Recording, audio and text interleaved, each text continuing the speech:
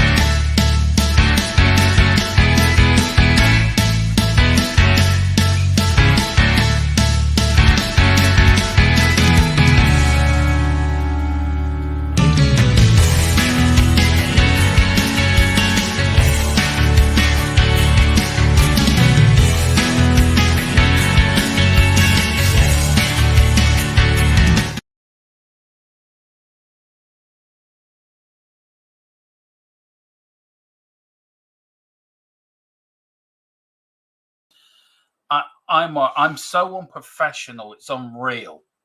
You know, big intro I was given there. I was giving it my all. It was like the 95th minute of an FA Cup final, and I've just scored the winner, and I'm celebrating, and I'm on mute.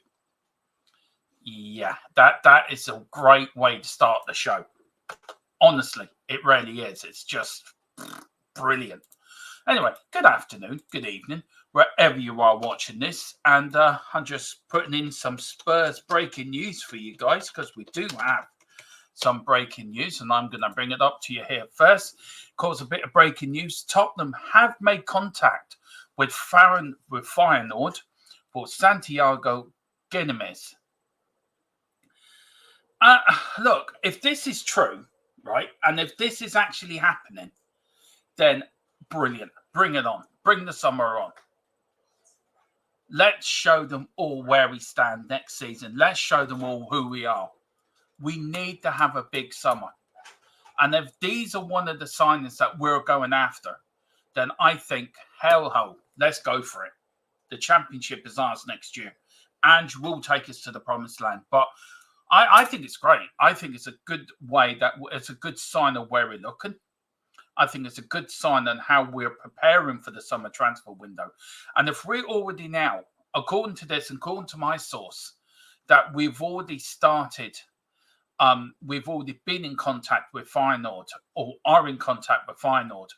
I think it's a great thing and how we plan to do our business in the summer, guys. But how are you all? But that is the latest breaking news that Tottenham are in contact with FEYENORD over Santiago Gimenez. But there is a bit of a but.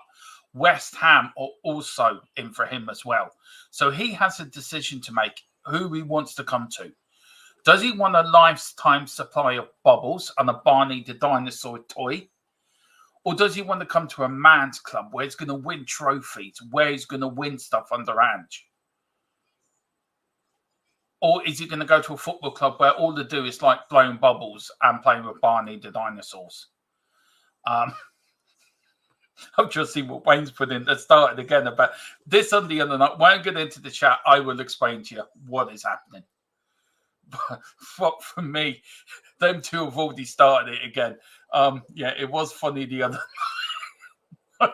Again, it feels going to be one of those shows. Anyway, we've got Wayne. What a good after evening, everyone. Hope you're all well. Having a great day. I'm pumped for a game on Saturday. So am I pumped.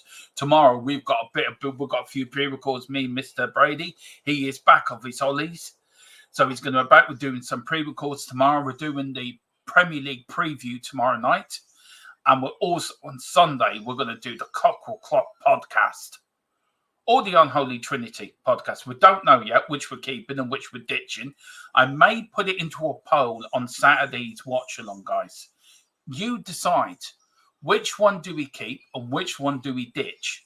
It's up to you. You're gonna understand which podcast do you want.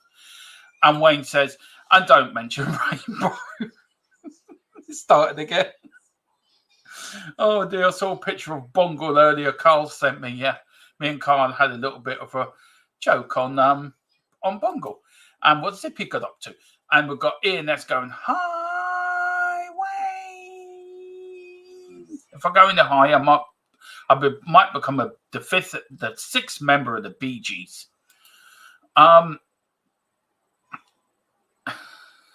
That's not a bad idea, Wayne, to be fair. GIMENEZ is 100%. Apparently, we spoke to the judge couple today. Although, GIMENEZ's agent is Bungle, and he drives a hard bargain. Not Bungle. Bungle does not drive Bungle, and he does not drive a hard Bungle. He drives a hard bargain. What do you think he's after, Carl? What do you think Bungle's after? Him and Zippy and George. And we've got Ian S saying, G'day, one and all. Says, just hang on, stay a minute. Sorry. Isn't it silly? You forget to turn your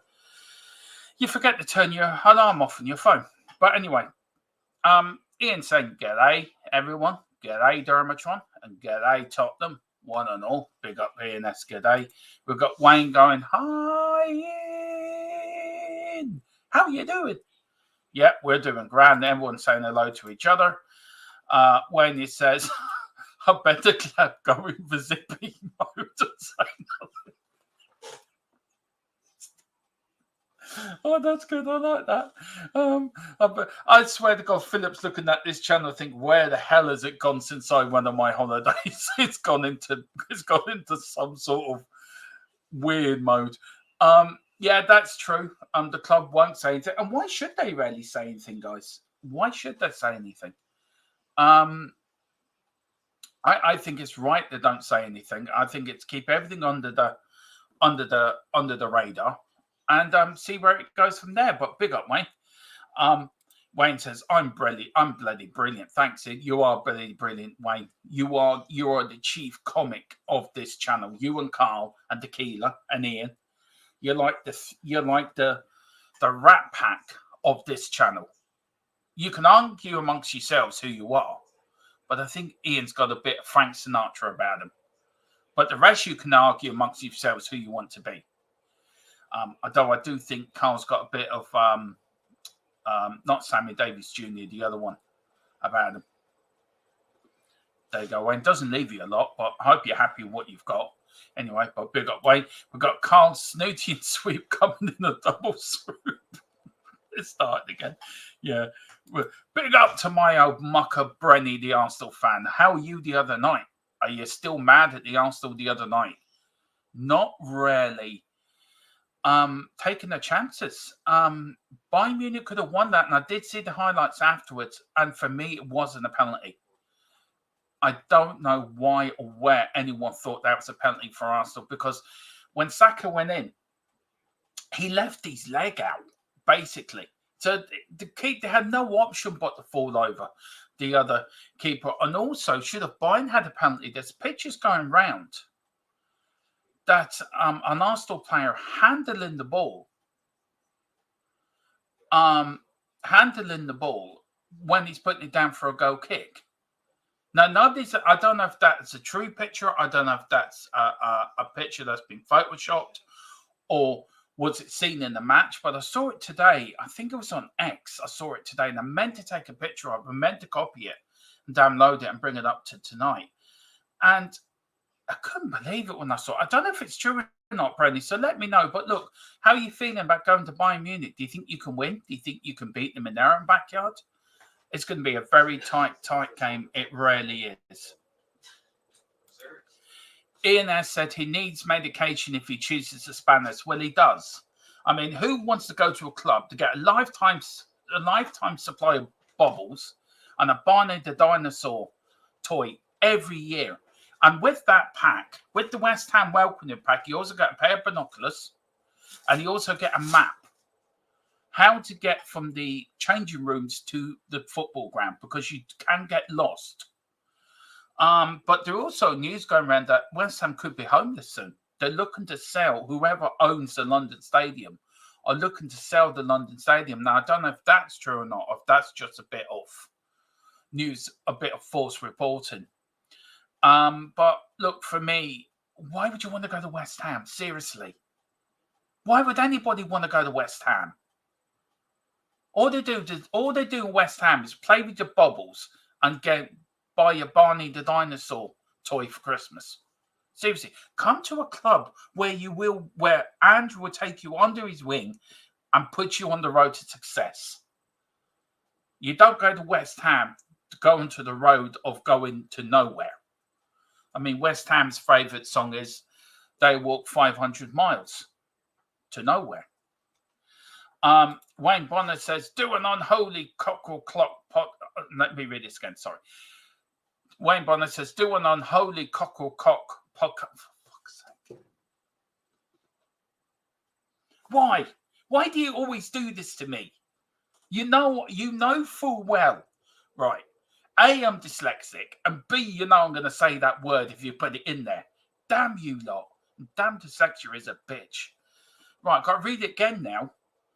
Do the Unholy Cockerel Clock podcast. Do you know, I might actually say that to Philip. I actually might say that to Philip. That actually might be a good idea, actually. It's not actually that's a damn good idea, I think so. Let me speak to my partner in crime, who is back tomorrow, thank God. At least he brings a bit of sense to a stream, not left to me, where it just goes completely to shit. Stephen Cartwright says, evening all, hope everyone is well. Coys, big up Stephen, hope you're doing well. So we've got Carl Simpson. Right, who's the two that knocked the subscriber level downward? Yeah, I'm glad you noticed, Carl, because I'm blaming you. Apparently you put the call out for 5 subscribers the other night and none of them were turned up. Are they still in the pub drinking where you found them? Or still in the park? So come on, get on your phone and start getting round to them. You know what you got to do, Carl. It was your mission. If you failed the mission, we're not going to, it was nothing to do with us. Be a bit like Tom Cruise. Jump into that truck and drive that truck across the country and then crash it and then fall out of it and then run away again. Big up, Carl. We've got Wayne. Dan Dermot's got bongo in his mind. I didn't until you started talking about him. Oh. Big up to Mr. Colin Cross. It says, hi, Dermo from Wet Wales. Big up. It's quite wet here today as well, actually, in the southeast of Ireland, to be fair, Colin. So I'd say you would be a bit wet there. What you get, we get. But no, how are you, sir? Haven't seen you in for a few days. I hope you're keeping well, and I hope you're enjoying your Thursday. Tomorrow is Friday. Of course, game day is nearly here. Are you looking forward to the game on Saturday? Are you nervous? Are you excited? Let me know. I'm quite nervous, but as I was going to say tomorrow in our pre-match show, it is so important we get a win on Saturday. We're playing first before Aston Villa, and it's important that we put the pressure back on them. We've got an opportunity now to put the pressure on them. They buckled under Brentford, and I don't think a lot of people realise that, but they did buckle under Brentford. Give us the opportunity. We took it against Forest then on the following day. We've now got to put the pressure onto them and also lay down a stick to Villa that we're not going to let this go. Top 4 is ours. Of course it is. Wayne should have seen the bungle picture of Santomo yesterday. Yeah. Wayne and the killer who were a part of this rainbow stream talked, which the stream I did take down, by the way, because it was so random how the conversation started. Oh Lord God. But yeah, it was some picture. That one you sent me, Carl, it is funny. Oh Lord, it is so funny. Wayne says, Carl, I'm not sure if I want to. It was like the chat the other night. Yeah, Carl, just send it to him. I will find it, Wayne. I will send it to you. Ian says, sounds good to me. I did it my way. Exactly, Ian. You are the Frank Sinatra of the little group here. You really are. The other lot can argue amongst themselves who they are. But Carl, you're Sammy Davies Jr. I'm on Mr. Blobby. No, you're not. No, you're not. It was a penalty both ends in the second half. Fair play to you. Fair play to you, Brandy, for bringing that out, for admitting to that. I thought, when I saw the picture today, how come VAR, right, or a linesman or a referee did not see that? Now, the Saka one, I don't think it was a penalty. I really don't. I think he left his leg in there. I think I think he could have gone either way. Another referee would have given that, or another VAR official would have given that. But for me, I don't think it was a penalty. I looked at it, and my own honest opinion, you look, he puts his leg out there. There's no way he's not going to fall over or get tripped. I'm sorry, Brenny. I respect you. You're an Arsenal fan. Respect a lot. I think you're a lovely bloke and top man and one of the nicest people I've met on YouTube. But I've got to disagree with you, that man. That you're being really biased if you think that's a penalty. And this is not from a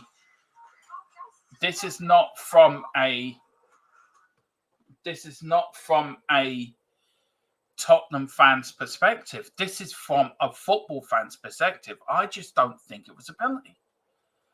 And how the hell Bayern Munich didn't get their own penalty at the other end is beyond me. And that's a failure of VAR. That's a failure of the referee. That's a failure of the officials. And that's a whole different subject altogether. That's a whole different talking point altogether. But I think the last the 2 Champions League games over both days, the second legs are so evenly poised. You got last night, the PSG game 3-2 to Barcelona. That's so evenly poised. You've got the Arsenal Bayern Munich game 2-2. That's evenly poised. You've got the Real Madrid Man City game. That could go either way. It's going to be hard to pick a semi-final out of that lot. It really is. Look, I want Premier League clubs to do well in the Champions League because it will benefit Aston Villa getting into the Champions League. It's very hard for me to say, yeah, I want Arsenal to win because I'm a Spurs fan. I don't want Arsenal to win. Don't even want you to win the league. let me ask you guys a question in the chat. Even though we're Spurs fans, is it a different thing when Premier League teams are in Europe, like Liverpool on a Thursday or Brighton, or like in Europa League or the Conference League? Do you still have your tribalism that you cannot support that team, whatever, even if it means that, say for example, if Tottenham needed the 5th place for Champions League and we needed Arsenal to win the Champions League to get that, would you support Arsenal on that night as a Premier League club? Or could, like myself, you just couldn't do it? You'd just be neutral. Whoever wins, wins. Let me know. Let me know what you think, because it's a very hard, I think it'd be a very difficult question to answer in a way, because you want the Premier League teams to do well. You want them to succeed in Europe because it benefits the Premier League. But how can you support your arch rivals in winning a major competition that you know they're going to boast about for years to come? But it does benefit the Premier League. It's a very hard one for me. I hope Bayern Munich beat Arsenal. That's just me being honest. It's not just because I'm anti-Arsenal. It's just because I support Tottenham, don't like Arsenal, don't want them to win.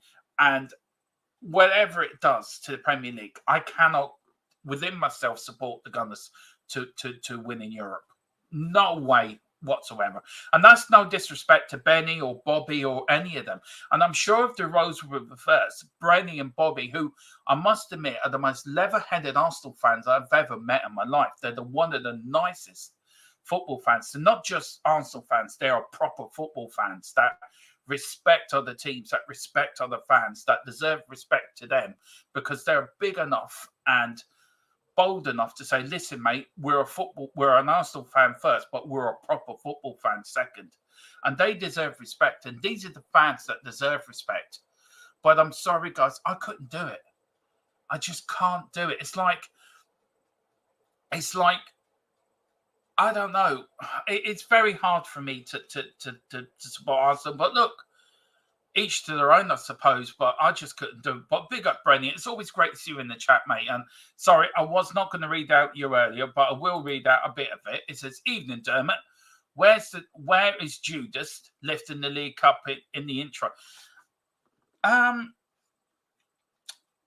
Because he's Judas, and he never played for Tottenham. Once he left us and went to play for you lot, everything to do with SoCam with that name, Judas, was taken out of the club. He doesn't play for us. He never played for us.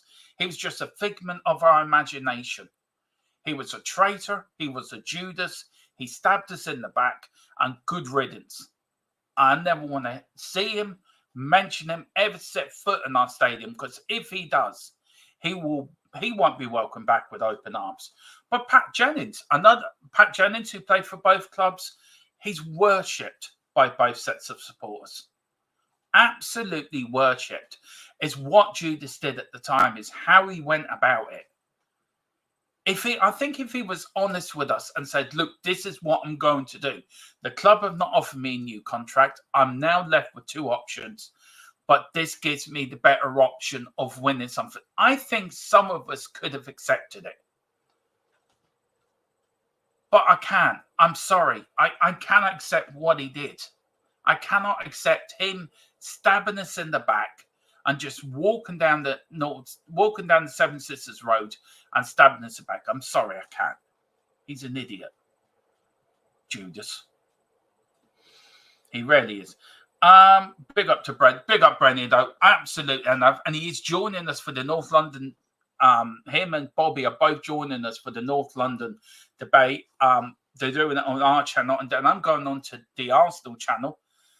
So guys, please watch out for that. That's coming up very soon. Yeah, absolutely looking forward to that. Absolutely cannot wait.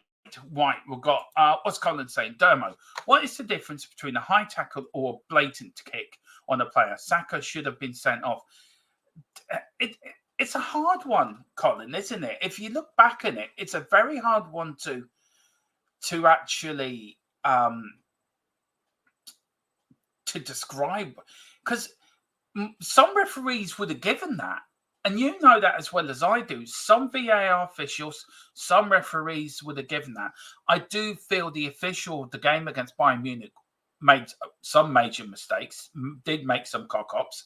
I feel it should have went properly to VAR, and the game should have been stopped and checked, and then yes or no. I think to let the game carry on the way he did wasn't the right officiating thing to do, in my opinion. I think it should have been stopped. I think it should have been checked properly. And it seemed very rushed to me. And then suddenly, it's full time. It's full time. So you can understand the Arsenal fans being a bit up in arms over it. But for me, it wasn't a penalty. And there is no difference. You know that yourself, Colin. You know full well. There's tackles. The tackles in the Premier League this season, some are given, some are not. It's about the consistency of giving out the punishments to these tackles. That same thing can happen in the Premier League at the weekend, and the player will get sent off. And then it can happen next week in the Champions League qualifier, and it's a penalty. So there's no consistency between what we see in the Premier League, what we see in Europe, and what we see in internationals. There's no consistency between the VAR, the referee, or the linesman. And I just feel it's a hard one, because Saka, I don't think Saka deserved to be sent off. I think he deserved to be booked because it was a dive. And you look at Basuma when he got sent off for a second bookable offence at Luton. That was a blatant dive. For me, this was more of a con dive, if you know what I mean. And it's not the first time he's done that. And I think referees now have to knuckle down on this. They have to nip this in the bud. And one player that does it, if you dive, you should get sent off. Plain and simple. There should be no yellow cards, no nothing. You should get a direct red card, and that's it. And that would send out a message. If you dive within the Premier League, or if you dive within Europe, or dive in any match, your punishment will be a direct red. So that means you get suspended for 3 games. You let your club down, you let your teammates down, you let your manager down, you let the fans down. And that's what it has to be. There has to be proper punishment for this. And there hasn't been for years. It's been left to fester. It's been left to evolve. It's been left to grow within the game. Now, it's not as bad as it used to be. It's not as blatant as it used to be. Players are a bit more cleverer now, how they dive and how they get penalties and that. But for me, it has to be nipped in the bud. If you dive, you should get sent off. Let me know what you think in the chat, guys. Do you agree? Do you disagree? We've got Wayne Bonner. Even West Ham fans don't want to go to West Ham because they can never find it, Wayne. They get lost. They go to West Ham and they say, where is it? Can you see it, lads? No, let's go to the pub instead. Brenny says, I think we can beat them. Do you know what? It's evenly tied. That is a tight tie. It all depends what sort of Bayern Munich come out in the second leg. And it also depends how Lego Man has you set up for the second leg. I think you've got to be patient. I think if you are to beat Bayern Munich, I think the way to go about it is be patient, just soak up the pressure and catch them on the counter. I think that's the way to beat them. That's just my opinion. If you go gung-ho at them, I think you would lose, and I think you would lose quite badly. But if you keep it tight for a good half hour, or even keep it tight for the first half, and just counter-attack them, I think you might come out there with a 1-0 win. We've got big up to the Normality channel with Riley Tyler. Afternoon. Big up, Riley. Hope you're doing well, sir or madam. Wayne Bonner, we always do it because we're the devils on your shoulder. I know you are. You, Tequila, and Carl are like 3 little devils on my corner. I've got Mrs. John in this corner, right? And I've got you 3 in this corner. And you 3 are the ones that lead me astray. So I'm going to have words for you 3. I'm going to have to just clip you off. when it comes to this channel. Dermo and his cockle clock. Haha, you didn't catch me out there. We've got Normality. Who fancies a watch along on Saturday for Tottenham Leicester? Mind you, the Women's FA Cup semi-final is fast approaching. A game you will be able to see live here on Thfc till I die. I am then going to start doing more women's Super League from next season. As well, we're going to start covering games for Tottenham. We're going to cover all the Tottenham games where it's possible to do watch-alongs to the girls and follow the Spurs ladies on their road to glory. We're going to start covering the Irish girls as well on their road to Euro 2000 and their European Championship qualifications. And also we're going to cover any major tournament with the women's game as well. So it's all coming on this channel. And please do get over to the Normality channel with Riley Taylor. They do brilliant work and really do absolute cracking work with the women's game. So big up Riley and keep doing what you're doing. I've done it again. Dermo, give it time. I need the restraining order to clear first. That just sounds really just wrong, Carl. That sounds so wrong. We've got Ian S. I'm nervous. I do hate.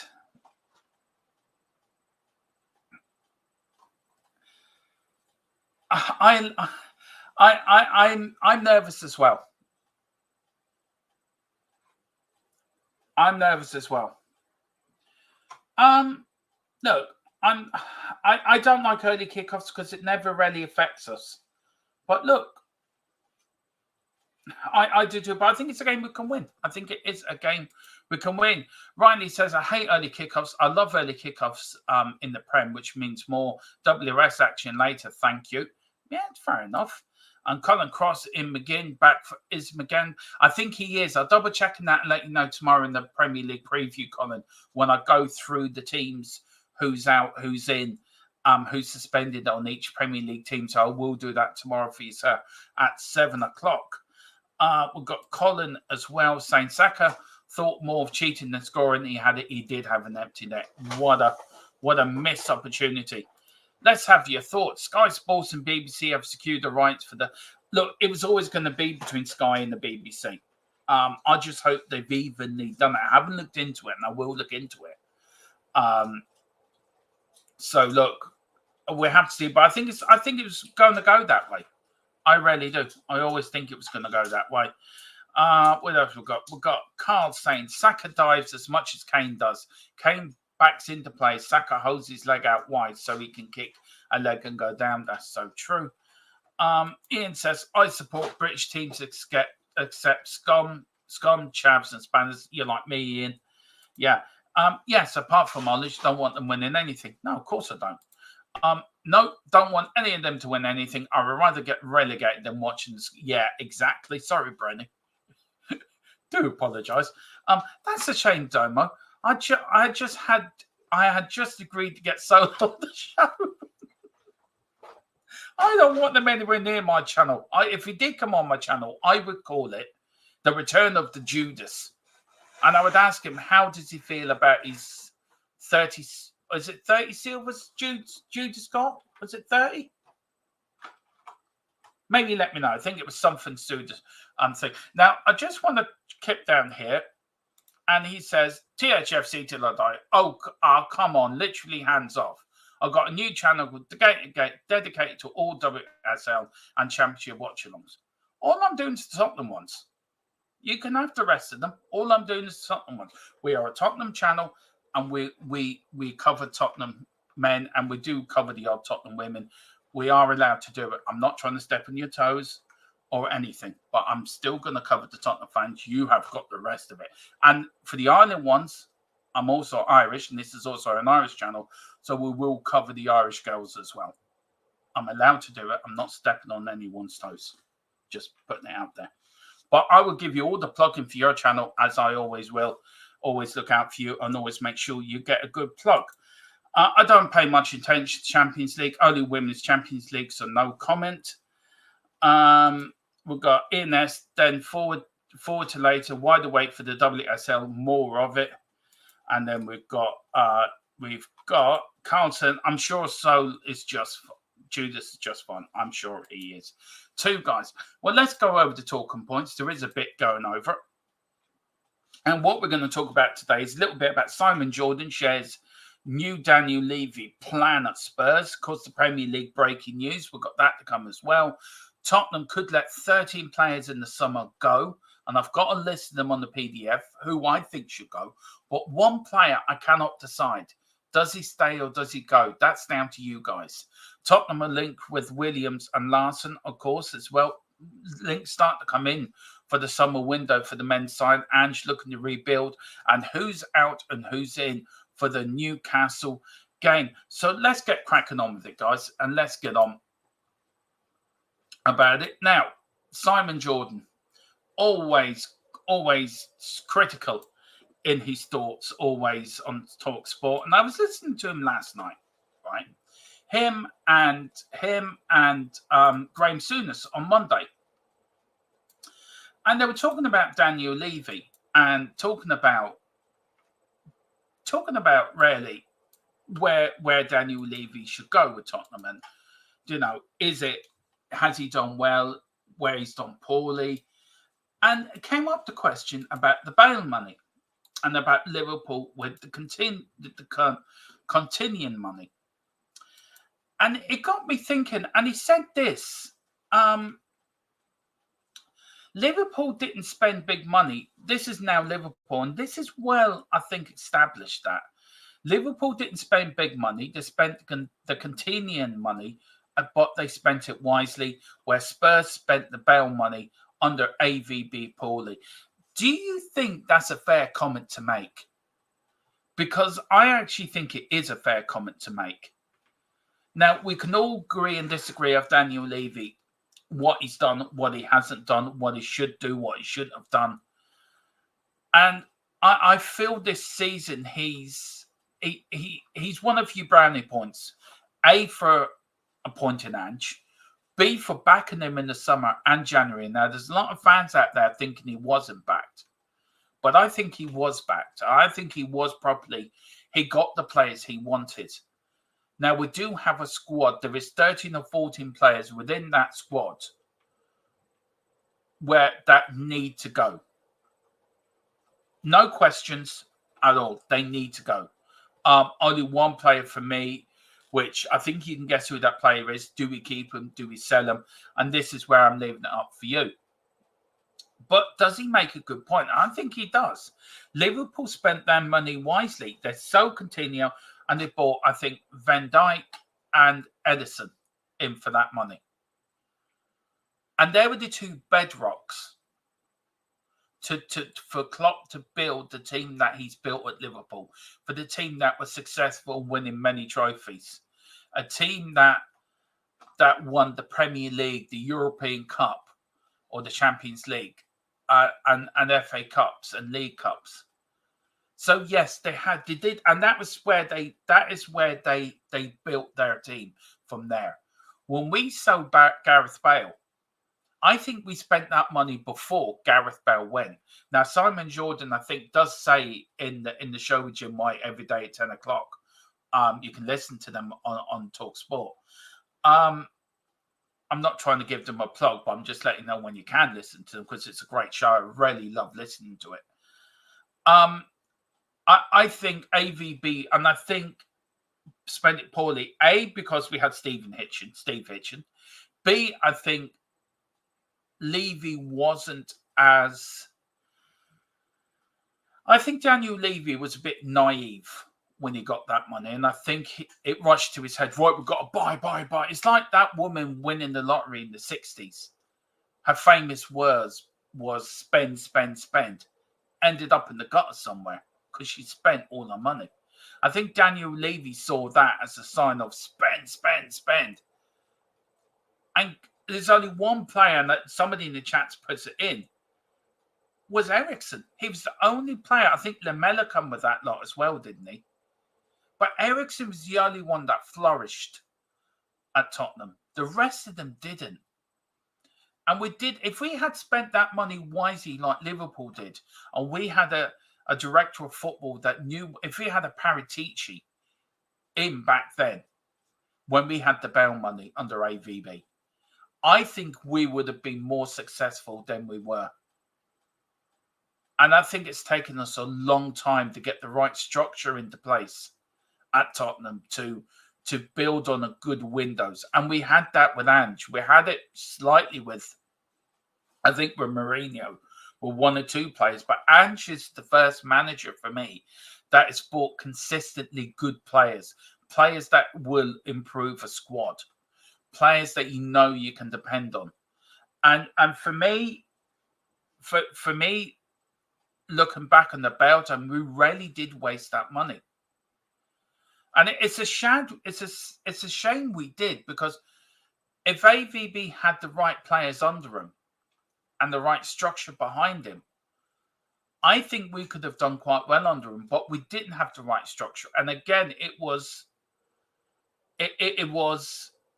badly run, badly organised, and badly spent.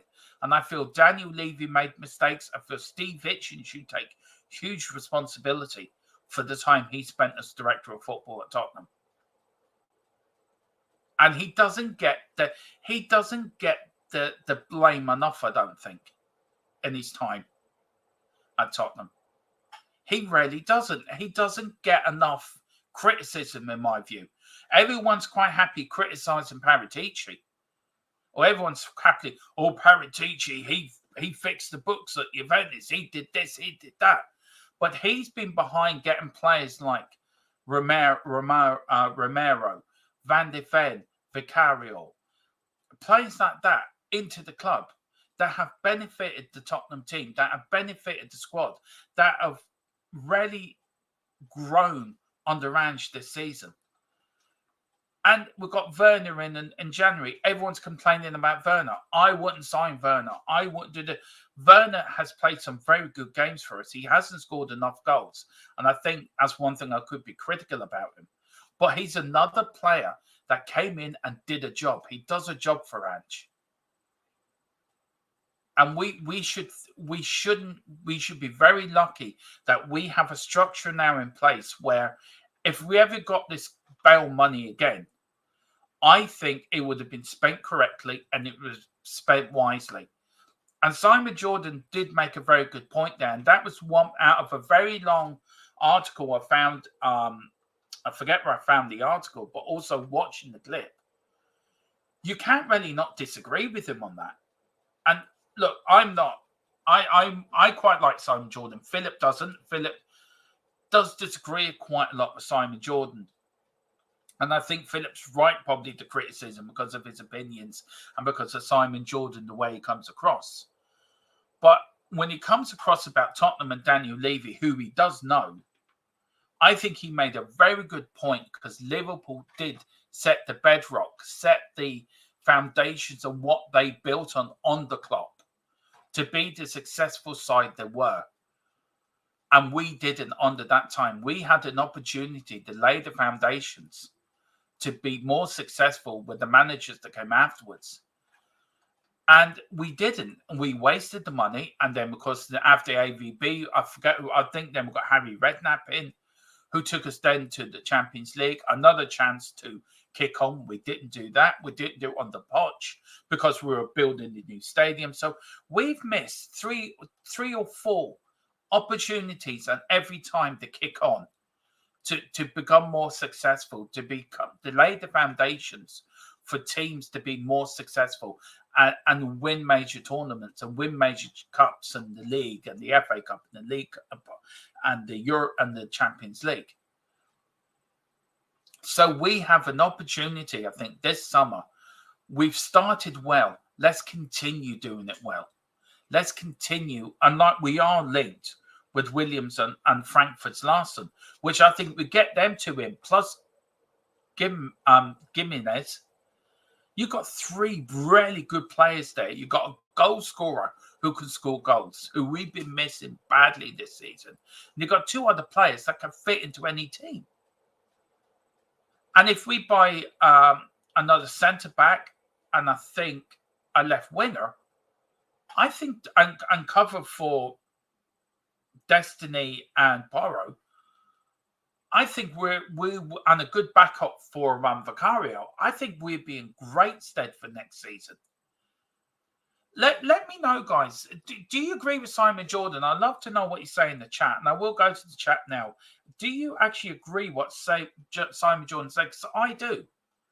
I think he's right to say what he said, and I think he's right to be critical of Daniel Levy, but I think he's also right to point out the good that he does do.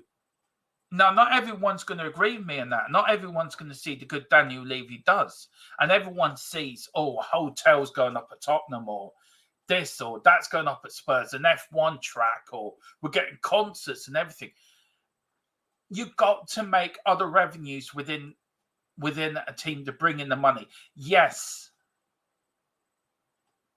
I can understand where people come. I can understand where people are on Daniel Levy. I really can. But I think if you look at the good he's done, he has done good. He's built this one hell of a stadium. He really has. He's built a top of the art stadium where we can use it for stuff. We can use it other than the football, which brings in more money, which is important. It's important that it brings in more money, because more money means we can buy more better players. That means better players. We can then compete for the league. Means competing for the league means getting into the Champions League and earning extra revenue that way. So, look, let's see where this summer goes. But if we're in for Hugo Larsson, who Wayne asked where is it? Well, Hugo Larsson is a 19-year-old from Sweden. He's a midfielder. At the moment, he's playing for Frankfurt in the German team. In 2 years that he started one season at Malmo FF. For 22-23 season, he made 39 appearances and 3 goals. And for Frankfurt already, he's had 21 appearances and 2 goals. He's actually a Swedish international with only 4 caps, but he's played 3 times for the under-21s and 9 times under the under-19s. He scored once in the under-21s. So, he did sign for Frankfurt on a 5-year contract for a non-disclosed fee, a record fee for a Swedish club. He would officially join the German club, the opening of the transfer window in 2023. So he hasn't been there very long, but Tottenham are looking at this player. So for me, I think we're looking at a chance where Tottenham are building something beautiful, building something successful at Tottenham. And we just have to be patient and get behind it. The word patient drives fans mad. I agree. But I think we have to under this one, because this will go places. Well, let's see, guys, what you are saying about it. Carl says, yep, I keep forgetting that Simon Jordan is living in Daniel Levy's granny annex. I mean, what do you guys think on Daniel Levy, by the way? What do you think on the way that, on Simon Jordan, by the way, not Daniel Levy, on Simon Jordan?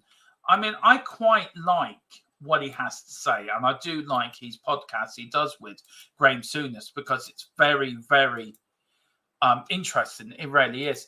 Yes, we spent it awfully, and Liverpool were clever. Exactly, Liverpool were clever. Wayne Bonner says, yep, the bail was largely pissed up the wall. It's like giving a 19-year-old that a load of money, right, and tell him, right, there you go, there's $3,000, do what you want with it. You were guaranteed that he would piss $2,500 with that up the wall and spend the other $500 on something else. That's what Tottenham did. Tottenham was like a 19-year-old teenager, been given a big load of money, and he got, right, I'm going on the piss for a month or 2 years or a year. That's what Tottenham did, and we blew it, and we had a chance. Ian says, I agree. Dipper spent their windfall well. Only bought one good player with the bail money. Yeah, which was Ericsson. And I think it's very bad. Out of, what was it, 7 players we bought? 8 players we bought? And only 1 out of the 8 was right. That is really bad. We weren't looking at the players we were buying, or Daniel Levy was blindfolded, putting his off and saying, right, we're buying these 7 players, just sign the check. And Colin Cross, Wayne Bonner, spot on, exactly. Vivian Nicholson was the lady. Was that her name, Vivian Nicholson? Spend. I must ask Philip about that tomorrow very quickly. Wayne says, how old is Larson and what is his position? He's a 19-year-old midfielder, as I just said earlier, Wayne. But look, if Ange wants him, why not? Carl says, yes, there's going to be a rainbow live action show at the stadium next month. So you're telling me Zippy, Bongle and George are going to come there and help Ange Postecoglou pick the team for the Man City game? Is that what you're telling me, Carl? That should be fun. Just send Bungle in before the North London derby. Ian S says, I like Simon Jordan for the most part. Says that is, I do too. I don't know why a lot of people don't like him. I really do. I think he's good. Right. We have a bit of breaking news as well. This has been the breaking news show, guys. This is it. The Premier League have announced that a new system will be used for the first time in the Premier League next season. And it's anticipated that technology will be ready to be introduced after one of the autumn international breaks. This is the automated offside system that everyone in Europe uses, bar the Premier League, because A, the clubs didn't think they wanted to spend the money, and B, the Premier League were quite tick, thinking, I tell you what, lads, it's a bit like your man in the back of the bus at the end of the Italian Job, right? Michael Caine. And the bar of gold, right, is going out the back door, right? And he says, hang on, lads, I got a plan. That was the Premier League when they talked about this last summer, right? All the Premier League clubs are in the back of the van. They can see the whatever it is going out the door. And the Premier League says, hang on, lads, I got a plan. Let's run it ourselves. Let's do how we've always done it. And it will work. It's going to be brilliant. Yeah, it worked out really well, didn't it? You've made a balls up of it. I mean, there's goals this season that shouldn't have been goals. There's offsides that should have been offside that weren't. There's offsides that wasn't offside and you say it was. You can't draw a line correctly because you want to see some of the lines they've been drawing for the offsides. I mean, you really start to think, are they pissed as a far in the VAA room? I mean, are they just drinking vodka in there and thinking, come on, lads, let's have a party? And then when the referee does ask him, lads, is this offside? Let me draw the line. They can't even draw a straight line. I mean, did none of them think to bring a ruler with them and use a ruler when they're drawing the line? Look, if you're going to drink while watching a football match, doing VAR, leave it till after the game. Don't drink during the game because you make cock-ups. You've got the Liverpool game. Now, if the automated system was used in our win against Liverpool early in the season, we wouldn't have won that game. And rightly and wrongly, how they VAR'd that game was dreadful. And we all know that. And we all know how badly it was done. We wouldn't have won that game. We would have not got the 3 points and it would have ended up being a draw. So I think this season, the VAR and the offside rule has been atrocious. There's been no consistency. Has been no proper officiating of that rule. And nobody knows what the rule is. Nobody knows the handball rule. Nobody knows what the rules are in football anymore. You go to a World Cup, you go to a Champions League, you go to Europa League or Conference League, you go to any league in Europe, and they're using this automated service. It is as clear as the glasses on my face that if a player's onside or offside, you could be even Ray Charles and Stevie Wonder, and you can still tell, they'll be able to tell you exactly that it's offside or not. Because it's done, a computer's doing it, and a computer has more sense than the VAR people running the Premier League. They have a brain. The Premier League PFA or the Premier League VAR team don't have any brains whatsoever in their heads. They can't even draw a line straight. I mean, it's just like that. as they've gone pissed up, and they've gone into VAR room and said, right, we'll draw any line we'd like to see. But look, I think it's a good thing. And another joke that's going to be brought in after one of the autumn international breaks. Seriously, can you not get this together and get it in? You got now, I don't know when the season starts next season. Maybe somebody can put it in the chat for me. Why can't you not have this ready for the first game for the Charity Shield next season? Seriously, is it that difficult to get something like this done? For Christ's sake, they can get it done in the European Championships. They probably have it all organised already, all World Cup in already. Why do we have to wait to one of the How badly run is the Premier League? How bloody unorganised are they? It's ridiculous that we have to wait, ready to be introduced after one of which autumn international break? The first one, the second one, or the third one? Can you not even give us a date? It should be brought in for the first day of the season. Start the season as you mean to go on. So you're telling me you're going to have games between then up to the one of the international breaks where we're going to have the same cock-up again we've had this season. Do you know, the Liverpool game with us, I'm pleased we got the result. Don't get me wrong. And it was great. We got the win. It's 3 points that good. 3 points that brings us closer to the Champions League. That defeat could mean the difference between Liverpool winning the league or losing the league. And what happens if it was us? What happens if it was us? What happens if it, say for God forbid, right, you got Luton or we've got Sheffield United at the end of the season and we need to win, right, to get into the Champions League. And God hope we're already in the Champions League by then. Or an early game next season where it's an important game to start the season off well. It should be brought in for the start of the season, not halfway through. I think the Premier League, they were stupid enough not to bloody take it in this season. And they're even thicker now not to take it in for next season. It's the most ridiculous thing. I tell you what, lads, we've got this brilliant new software we're going to use. But I tell you what, we'll use it when it suits us, and we'll use it possibly introduced after one of the autumn international breaks. But we'll let everyone keep guessing when that might be.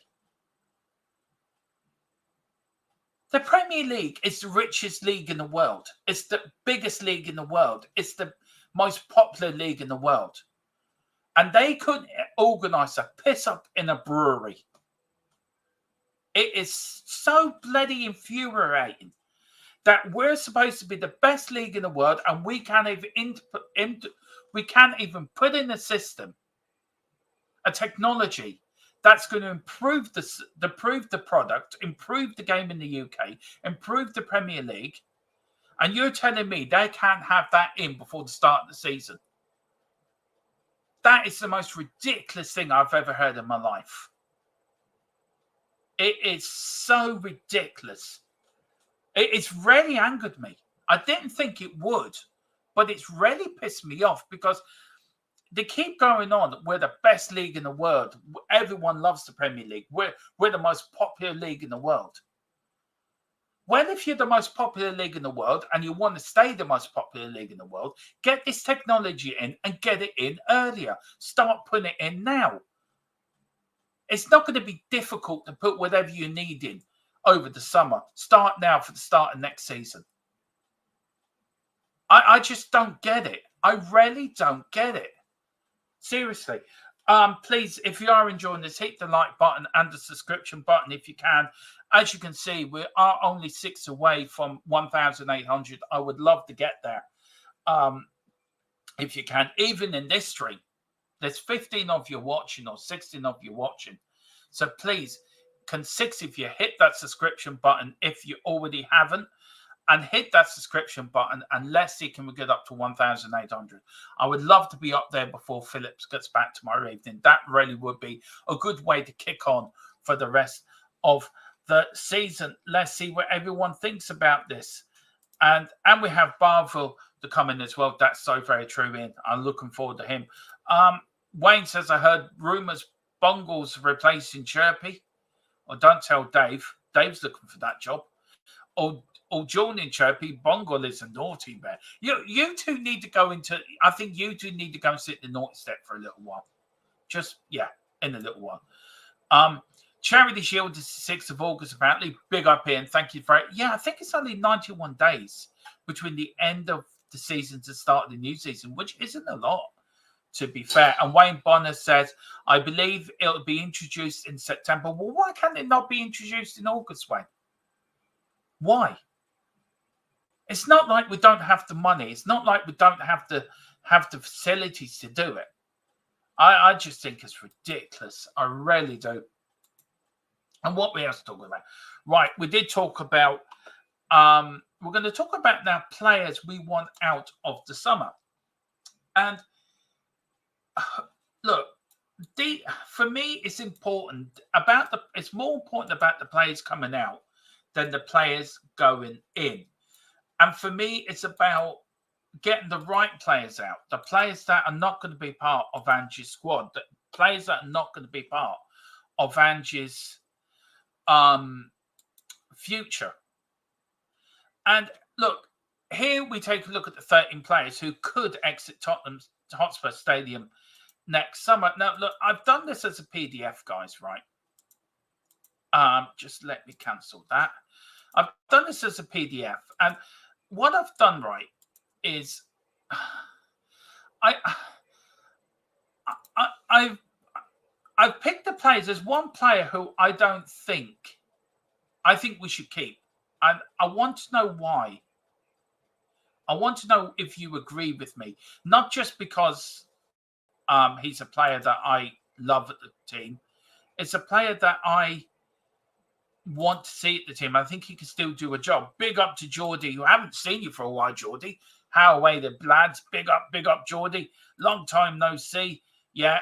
Listen, looking forward to Saturday. We're coming up there to storm your castle, mate.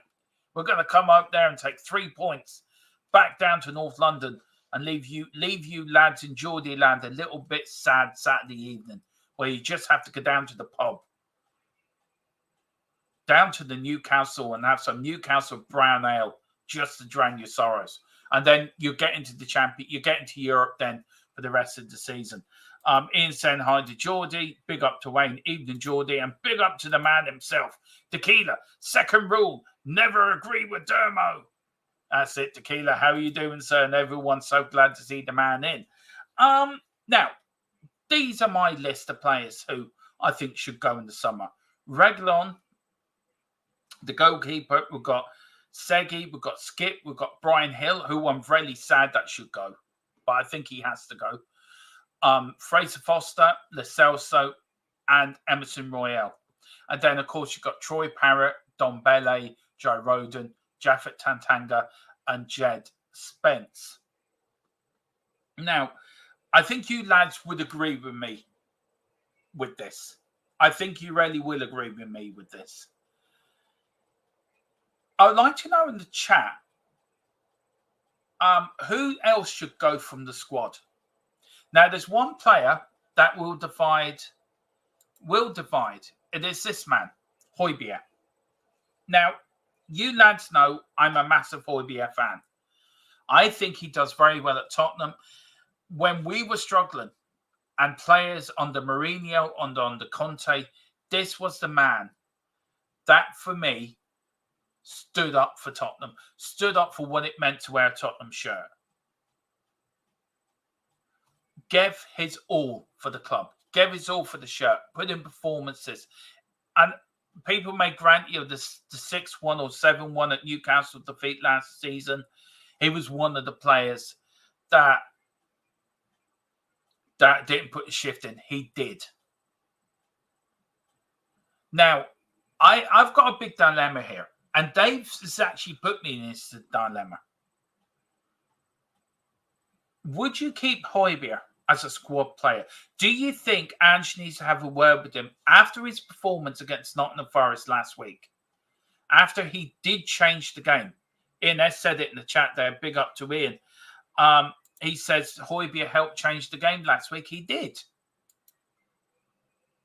I think he did change the game. Him and Bentancur changed the game. So would you keep him? Would you sell him? I think there has to be a debate here. I think this will be brought in tomorrow night. I will bring this into the podcast on Sunday. I think Ange needs to have a word with Højbjerg and say, look, you're not going to start every week, which he wants regular football. I understand that. But there is a lot of games to be played next season. You've got the Champions League, you've got the League Cup, you've got the FA Cup, you've got the League. So you've got 4 tournaments you're going for, 4 competitions you're in. And I think he will be used quite a lot. I think he will get his game time. But for me, I think you should keep Højbjerg. There's a lot of people that don't like Højbjerg. There's a lot of people that don't agree with me on Højbjerg. There's a lot of people that think Højbjerg is useless. Højbjerg is this, Højbjerg is that. For me, Højbjerg is the one that gave it all. When other players like Eric Dyer, Ben Davies, Hugo Lloris, who never come out for the second half against Newcastle, by the way, and just because he's a club legend and he's now gone off to America, everyone's got their rose-tinted glasses about Hugo Lloris. Well, hang on a minute. He was our captain. He was supposed to be our leader. Where was he when we needed him last year against Newcastle?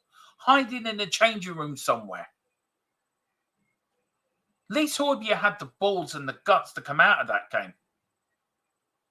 And any game we played under Mourinho or Conte, Højbjerg was always there. He gave his all. All right, he may not have played the best matches, but he was the best of a bad bunch.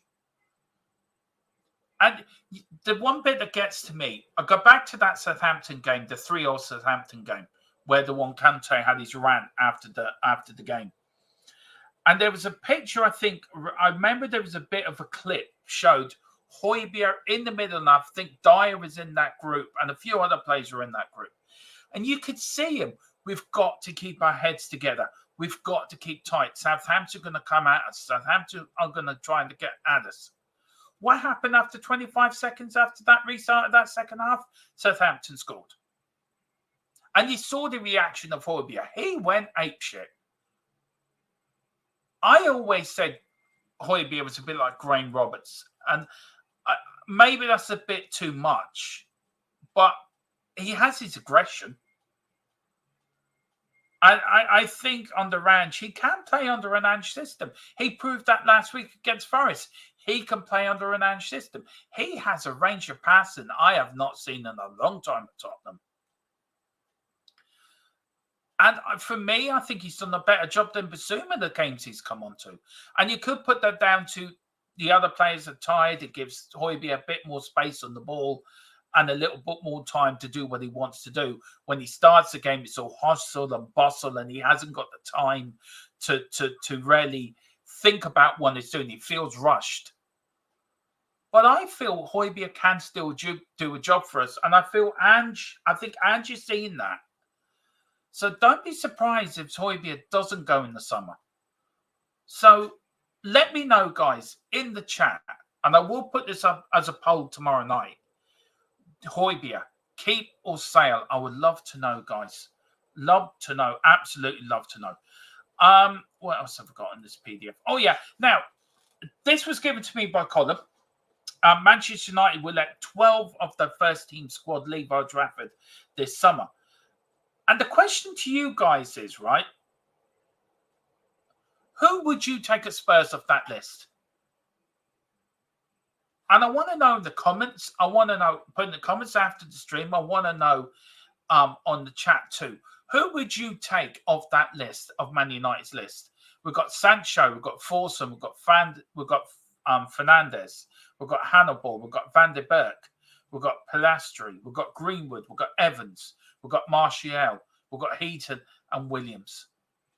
Now, to be fair, I don't know much about Heaton and Williams. Johnny Evans, I'm surprised Man United are letting him go, but he is old. Jason Greenwood, would you take him at Tottenham? Would you take a Sancho at Tottenham? Or will he stay at Dortmund? I think he'll stay at Dortmund, personally, myself. But is there any players on that list, guys, that you would take? Let me know in the chat, but also let me know in the comments section. who would you take? Who would you like to see at Tottenham? I'm going to bring this up tomorrow night to get Philip's views on it as well, because I'm sure Philip will probably want to pick one or two up there. Van de Beek, I don't know where he is now, but for me, if there is one out there, I wouldn't mind a Sancho at Tottenham. I think under Ange, he would succeed under Ange. Greenwood, I wouldn't want him anywhere near the club. But for me, Sancho's the only one that I think Ange could get back to what the player he was, where he was at Dortmund. But I think he's going to stay at Dortmund anyway. So it makes no difference what I want. He's going to stay there. This is where he's happiest, I think. And I'm glad to see him happy, because I think he's a really good footballer. I think Sancho has the ability and has the talent to become a really good footballer. He just needs the environment, and he needs the structure behind him, I think, to expand and to grow as a player. And I think he will do that. But he's also got to have a manager that believes in him. And I think Ten Hag, for the right or wrong of what happened between him and Sancho must have had some principles not to let him. So he says, right, I'm not going to apologize to you. And I feel that I just feel that it's something went on there more than what we know. But look, he is a good player. He's probably the best out of that bunch. But I don't think there's anyone there, guys. But let me know in the chat, or let me know what you think, guys. Let me know what you think. But also let me know about Hojbjerg too. Do you keep him? Do you sell him? I'm going to go through the chat in a minute. And also, these players here, are these the right players to leave Tottenham? We've got Reguilon, we've got Whiteman, Segi, Skip, Hill, Foster, Lo Celso, Emerson, Troy Parrott, who I think is doing very well in the Dutch league, and I think that's where he may end up. We've got Tanguy Ndombele, the KFC and Burger King magnet. Joe Rodon, who's doing very well at Leeds, and I think that's where he will end up in the summer at Leeds. We've got Jaffet Tantanga, I think, doing well at Millwall as well. And Jed Spence, who's playing out at Genoa. I think that will be the players who will go. And I think if you get rid of them out of the squad and replace all of them, then by God, do we have a good squad to start off next season. Right. And then, of course, who is in and who is out, of course, of the Tottenham game on Saturday? Well, it's not really a part. It's really of one person. Is Richarlison going to be fit? And the answer to that is yes. I think Richarlison is back for the game, but the usual suspects will be Segi's out, Foster's out, and there's one more player I can't think at the top of me out, but I will have all that for you next season, guys. All right, well, this is the end now. I'm going to just go through the chat, guys, and then we will end it off there. And why is that not gone off? Just go on. It'll go off for itself anyway. Colin is saying, keep Hojbjerg. Well, worth keeping like Davis. Old heads keeps the kids in Europe. Now, Davis is another one. Davis drives attention in the club. Do we keep him? I think he's worth having around. But not a lot of people agree with me on that. A lot of people don't agree with me on Davis. But I think Hojbjerg as well, Colin. I agree with you. Keep Hojbjerg. He's well worth keeping. I think so. Tequila going over the Manchester United list. Hate sloppy seconds, so do I. Big up to Meta Football TV. Been watching some of your stuff lately, sir. Really good stuff. We have to get you on the podcast. I have to WhatsApp you and sort that out with you. Ange doesn't want damaged goods. No, he doesn't. Colin Cross said, Heaton played for Cardiff. Well past the sell-by date now. The rest can stay away from us. It's fair enough. Tequila, God, that's some rubbish players there. Yeah, it is. We've got Tequila also saying, Sancho is okay. It is. He is okay. I think he does do well. I think he just needs the right environment for him to flourish as a footballer. Meta says I wouldn't have one single player from that list. Join us, Tequila. We've got you can never have too many Smurfs, says Chris. Van der Beek, and sod the rest. That's a good shout as well, Van der Beek. He's a very good player, actually. So, yeah, that is a very good shout.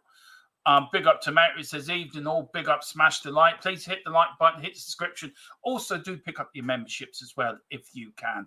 It really would appreciate it, guys. I really would. Now, the Højbjerg thing. Ian says, personally, I prefer Højbjerg over Biss. Biss has been shocking this season. He's had his good games, Ian, and he's had his bad games. I think the bad outweigh the good. So, do you know what I mean? We'll have to wait and see what happens, but I definitely would keep Højbjerg. As the other lads have said, if he's happy to be a squad player, then keep him. Yeah, exactly. Ian says, I think Højbjerg wants more than being a squad player. Ange won't give that. And no, he won't give that. And he's right not to give that. Wayne says, I like Højbjerg, but he wants regular starting football. I believe he wants to go, so cash in. Wayne Bonner says, they'll go. I love Hill, but Conte ruined them. So true. Conte did ruin them. The two younger keepers on the bench, so go as they won't get a shot. Need a good backup for Vicario. And who's that backup looking like?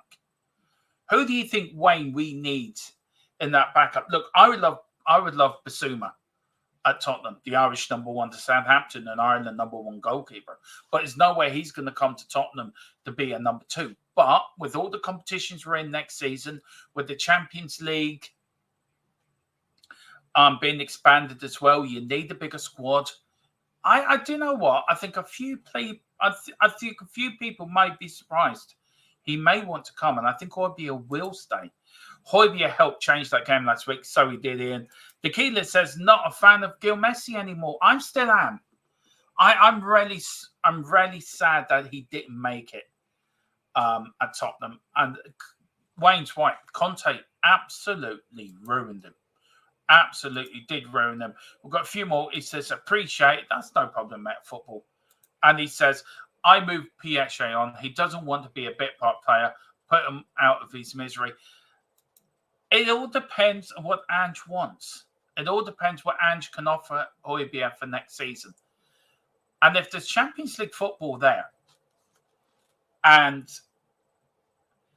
yeah, it's going to be an interesting summer for me. It's going to be very, very interesting summer. Well, listen, guys, that is all for me today. I hope you've enjoyed it. I've had a really good time watching it.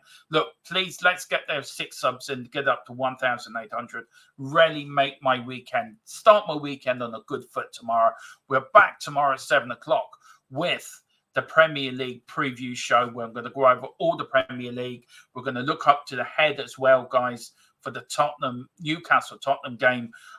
Pre-record our pre-game thoughts for Newcastle's Tottenham, and our predicted lineup as well, me and Philip are going to do tomorrow. So that'll be out for your members, and then for your non-members, that will be put out tomorrow night. Of course, we've got the watch along on Saturday. We've got the post-match show Saturday night, and then we've got the podcast on Sunday at 8, where we're going to go over the Premier League sort of weekend, look at the results, the Premier League table, where is it going, who's winning, where does it need to improve. We're also going to talk about Højbjerg.